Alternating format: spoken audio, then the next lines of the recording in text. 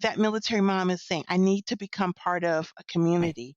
I Yeah. need you to give me a chance because while we are there, we work really hard and we Yeah. serve well because that's what we do. Hey everyone, this is Yvette Hampton. Welcome back to the Schoolhouse Watch podcast. I'm back today with my friend Natalie Mack, and we are talking about military life and homeschooling this week. If you listened to Monday's episode, I'm sure you were so encouraged by Natalie's story of God's faithfulness in their family and just what he's done through them. And most of us who are listening can relate to something like that, where we just have a situation where we're like, what in the world? How is this even going to work out? How can the details of this work out when they seem so impossible? And whether you're military or not, we can all relate to her story. And so I am so grateful for her sharing that with us. It was funny as we broke. She's like, I don't even know where that came from. I don't know why I shared that story. And someone needed to hear that. And so I said, we commit every one of these episodes to the Lord, and we pray leading up to it. We pray before we push the record button, and we always trust that the Lord is going to orchestrate the conversation. And so we are so thankful for that. So we're going to keep talking about military life today and get more in depth of like what that looks like. But first, I want to thank our sponsor, BJU Press Homeschool. No parent should homeschool alone. You have a God-given calling to bring up your child to love God and to steward his creation. And BJU Press exists to help you be successful in that endeavor. Visit their website at bjupresshomeschool.com or call 1-800-845-5731 to connect with an experienced homeschool consultant.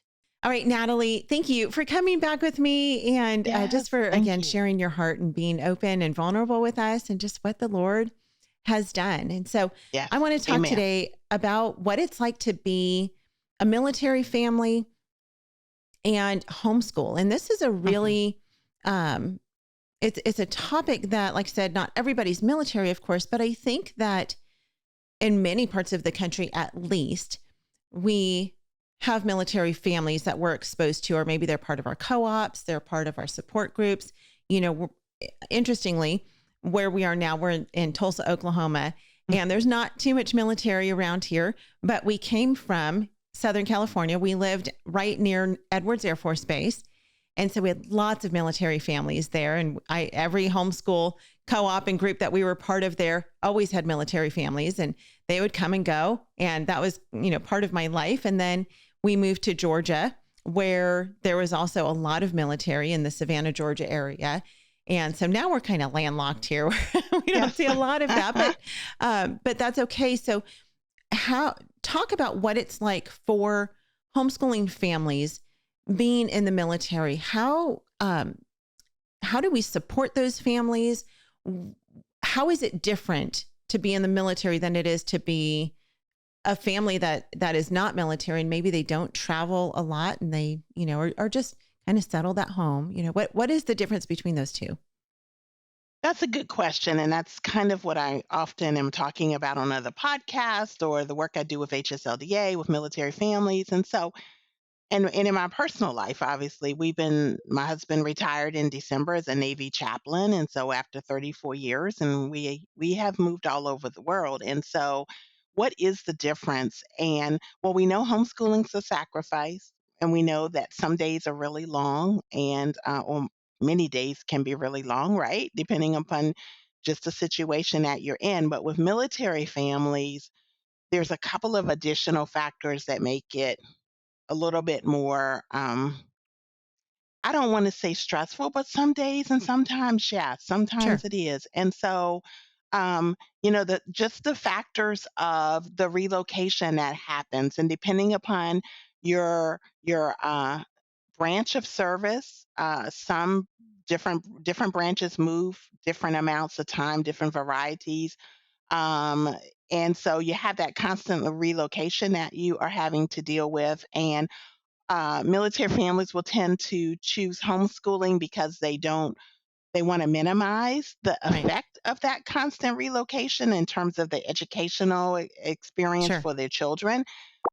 But we know as homeschoolers, right? We have co-ops, right? We have park days and play days, and we make dear friends as moms as we are out and about.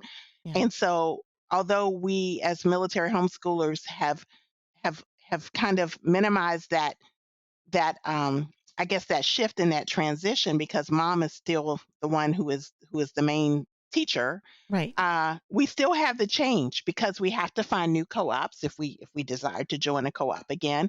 We have to Right. find new community. We have to find new park days. We have to find families that maybe have kids about the same age as our kids, and it just goes on and on. So the transition is the big piece for military families. The lifestyle. So much deployment and so much time where the sponsor is away, where you have to go it alone. um, I remember not long after we started homeschooling right before 9/11, literally a Oh, few wow. weeks before 9/11. We were expecting our fourth child, and I don't want to go into another story because that will take us off track. But uh, it, and needless to say, we relocated. My husband was already at Camp Pendleton as a Navy chaplain. Navy Okay. chaplains serve with Marine Corps, Navy, and Coast Guard. So he had an assignment at Camp Pendleton. And so he was already there a few months ahead of us, and we were closing up and selling our home in Maryland. And we were from that Army life that I mentioned in the last segment Hmm. to now we are a Navy chaplain. I guess somewhere in there, people saying, "Well, how did you go from there to there?" And Right. that's another story too. I got lots of stories, y'all.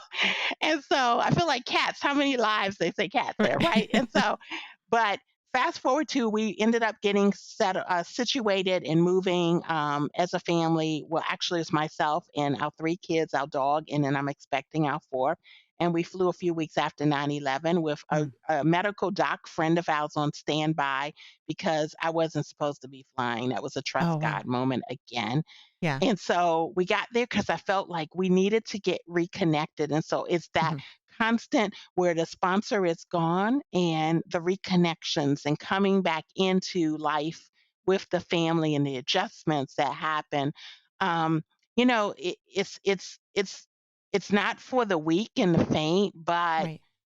we can face people. God calls us all the time to do these kind of hard things. And so it's a good life. It's a solid life. We have loved military service, and that's not to minimize the hardships, because I know Sure. someone may be listening who is military and saying, "Well, it's fine for you to say you love it, but my husband, I haven't seen him for months," and I get Right. that, and I'm not even that's never my heart to minimize as much as to say that we have felt blessed to be able to serve, Yeah. and we have loved all of the moving because it has allowed us to see so many parts of the world and our kids to be able to experience different cultures and lifestyles, Yeah. and to be able to be confident and interact in different communities without any lack of knowledge or comfortableness. So it's been a really interesting journey. And so those are some of the things that make it a little bit different. And I do say that I know it's hard for non-military communities to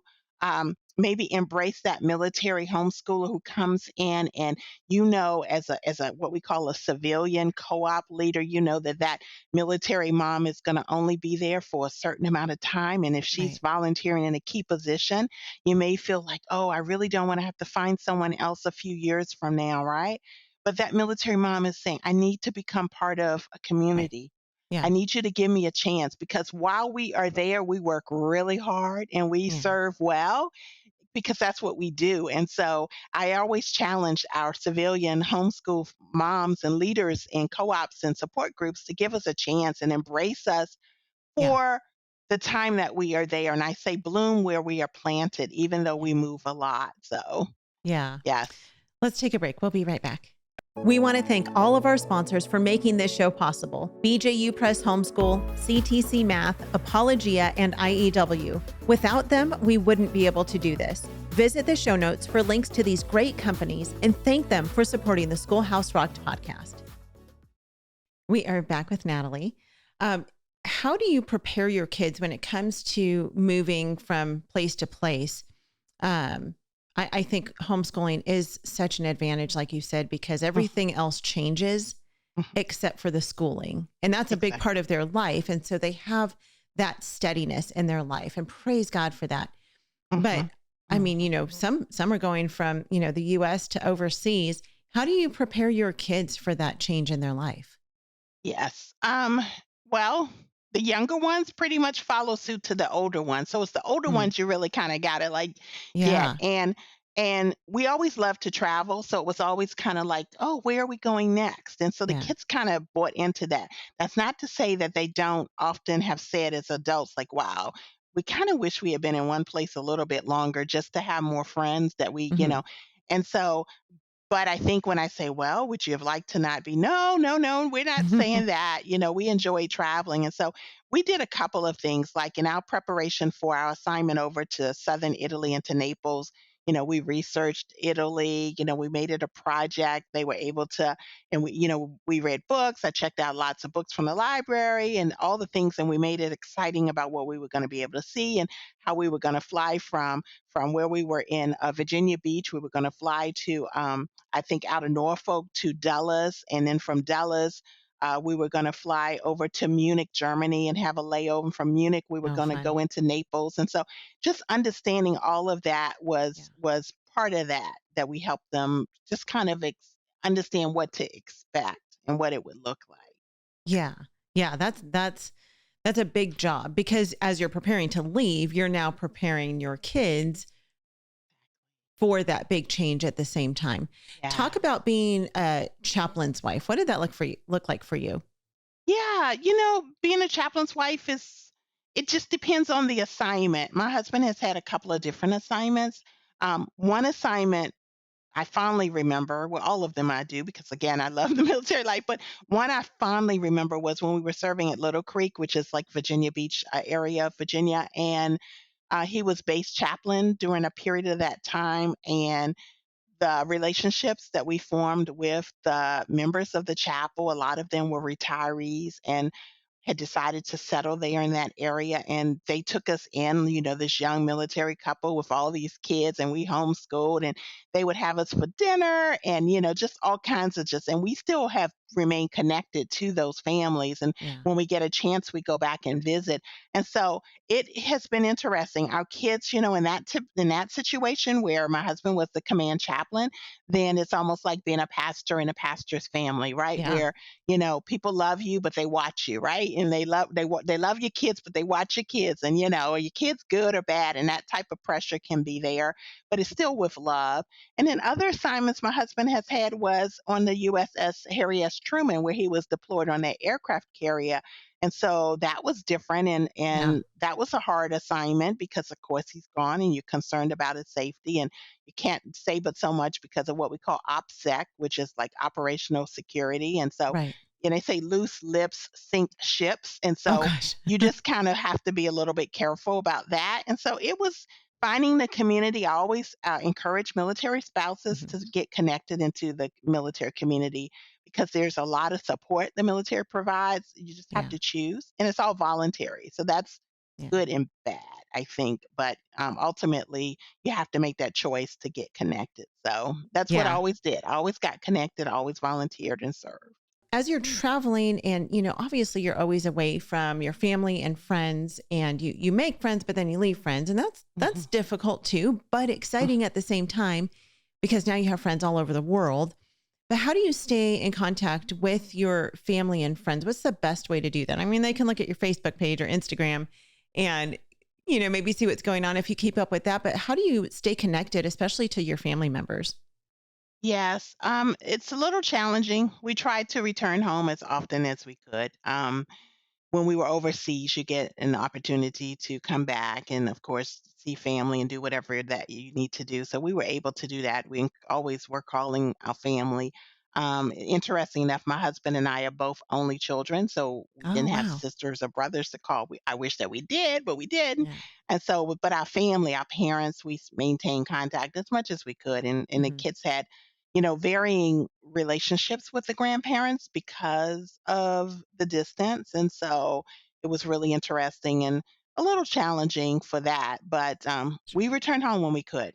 Even we were Yeah. no, I remember times in Eastern North Carolina, like, okay, we're gonna get on the road next weekend and going up to Maryland and see, Grammy and Grandma and Grandpa and Granddaddy and everybody. So Yeah. yeah, we did it as much as we could. And so that was the probably, and as social media has you know but our parents really weren't on social media, so I guess that really wouldn't Sure. have helped. We just did a lot of phone calling, to be honest. Yeah. Well, and nowadays, of course, we have FaceTime and, Right, Zoom and all sorts of right. other ways that you can actually see the person Yes, instead of yes, just talking to them on the phone. And so, exactly. I know that's fun that we've talked before about how grandparents can be involved in their grandkids' lives, even reading a book to them, and you can do that over Zoom or over FaceTime or something like that. They can just Yes, go pick up a couple books at the library if they want, maybe once a week. They could exactly, read a book to them or, play a game with them over the phone. I mean, exactly. there's lots of ways to stay There's so many ways connected. now. Yeah. Exactly. Talk really quickly. We have a couple minutes left. Talk Okay. about the sibling relationships, your kids and how they reacted to one another. Are they tight with each other because of the lifestyle that you had? And how do you build that bond between your kids when they're constantly moving and having to make new friends, but they always have each other? Yes, I don't know how in terms of other military families how it goes, but our family is pretty close. The Mhm. kids are very close. Our youngest is probably has the greatest like age difference between our youngest who's 15 and the next one who's going to be 21 on the 25th. And so Oh, he's wow. kind of said like, "Oh, how come you had me later?" And I'm like, Yeah. God? When the Lord brought Okay, you. right? Okay. So, but he has benefits to being the only basically at home now. And so, Yeah. but they're really close and they maintain contact and call. And like our youngest daughter played soccer for Liberty. And so we would go to her games when we could. And Mhm. so we just did whatever we could to keep that bond tight. And it was just something that we focused on and we were very intentional Yeah. about. So, Yeah. Well, and they have so many memories together, exactly. that most kids, outside of the military, the civilian kids, Yes. obviously civilian kids have memories together, Right. but your kids, military kids have a different kind of bond and a different kind of, They do.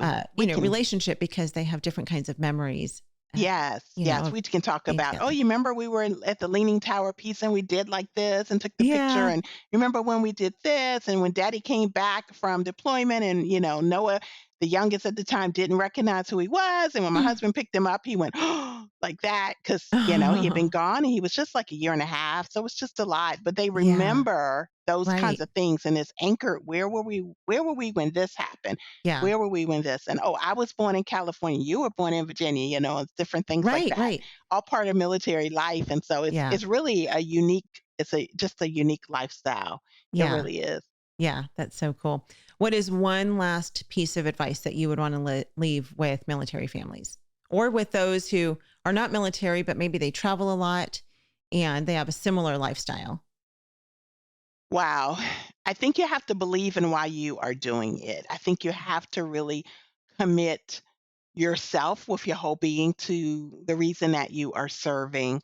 I know that a lot of my younger fellow military spouses may think, oh, well, that's my husband's job and I'm not involved. And I really honestly have always embraced that we serve as a family Yeah, because it right. made it a little easier to deal with some of the challenges that really do happen in military life with the numbers of deployments and just the tragedies and just the Yeah, hardships that happen. It's not easy, and so I think that's what I would say is just believe in it with everything you have because that will yeah, help you through the hard times. yeah. Do it together. Serve the Mhm. Lord as a family, even through the military. Exactly, exactly. True. That's great. Yep. All right. Well, thank you again for being with us. Tomorrow, we are going to talk about Natalie's new book, 101 Tips for Homeschoolers. And she's going to give us her top 10 tips or 11 or Or 10 with a 11, bonus. right? And you're going to be encouraged by that conversation as well. We'll put links in the show notes to where you can find out more about Natalie. Thank you for being with us today. If you've not yet seen the movie Schoolhouse Rocked, go to the website schoolhouserocked.com. You can download it. You can get the DVD, watch it with your friends, be encouraged by it, schoolhouserocked.com. Have a great rest of your day. We'll see you back here tomorrow. Bye. So I never planned on homeschooling. And in fact, our oldest daughter, who is now a mother herself, when she was about 3 years old, I put her in preschool because I thought that's what we did. When it came time to put her in kindergarten, my husband and I enrolled her in a Christian school because I went to a Christian school. And I think this is where parents, we typically do with our children what our parents did with us. Ow, look, Annie. To the donkey. Less is more. They like little bits. They don't like the big, huge handfuls because their mouths are so little. We honestly started homeschooling kind of by accident. I think it's changed pretty significantly. I think we're both far more on board than we were when we first started. At first, I was completely against homeschooling. I felt like that kids needed to go to school to have proper socialization and proper education, and so I had really bought into that myth. We got into homeschooling not because we wanted to. We're kind of the weird people. There's a lot of people who got into homeschooling. They always dreamed about it when they were first pregnant. They were looking forward to homeschooling. Not us. So I'm a little bit maybe unusual. We moved to really good public schools and then they let me down. Call them accidental homeschoolers or reluctant homeschoolers. Their stories, like ours, weren't that unusual. So many of the families we met never planned to homeschool.